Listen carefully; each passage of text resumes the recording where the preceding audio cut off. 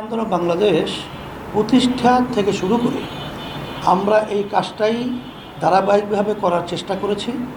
তার ধারাবাহিকতায় আলহামদুলিল্লাহ 5ই আগস্টের পরেও আমাদের কার্যক্রমগুলো ওইভাবেই চলমান রয়েছে।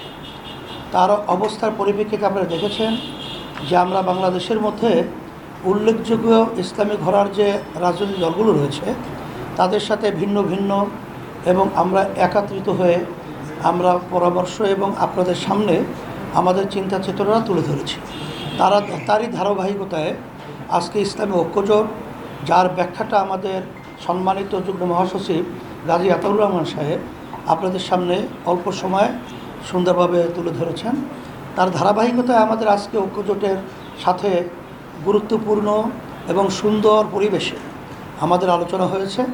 যে আলোচনার মধ্যে আমাদের ধারাবাহিকতা আলোচনার পর্ব সামনে চলতে থাকবে, এটাই আমাদের শেষ না। তার আজকে যে আমাদের আলোচনা মৌলিক যে বিষয়গুলো আমরা ঐক্যমতে পৌঁছেছি তার ভিতরে বিশেষ করে 7টা বিষয় আমরা ঐক্যমতে পৌঁছেছি।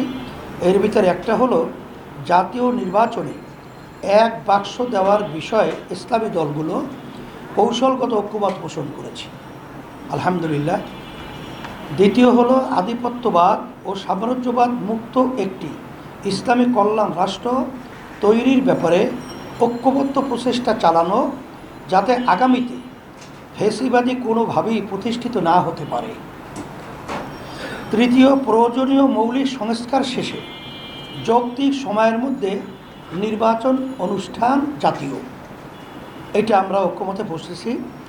গণহত্যাকারী, দুর্নীতিবাজ, সন্ত্রাসী, খুনি ও টাকা পাচারকারীদের দ্রুত বিচারের আওতায় এনে দৃষ্টান্তমূলক শাস্তির ব্যবস্থা করা, এ ব্যাপারে আমরা ঐক্যমত পোষণ করেছি।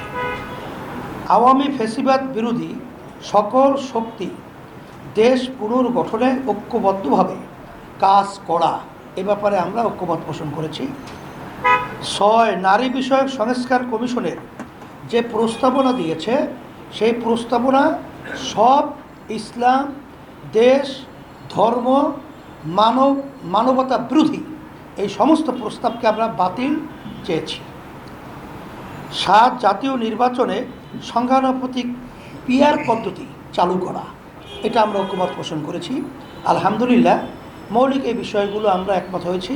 আর আমাদের ধারাবাহিক আলোচনা, পর্যালোচনা এবং আমাদের বৈঠক আলহামদুলিল্লাহ সামনে চলতে থাকবে।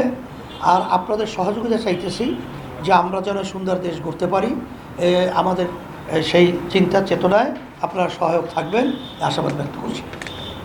এখন আমাদের সামনে সম্মানিত ঐক্যজোটের মহাসচিব মাওলানা সাখাওয়াত হোসেন রাজি সাহেব আপনাদের সামনে কথা বলবেন।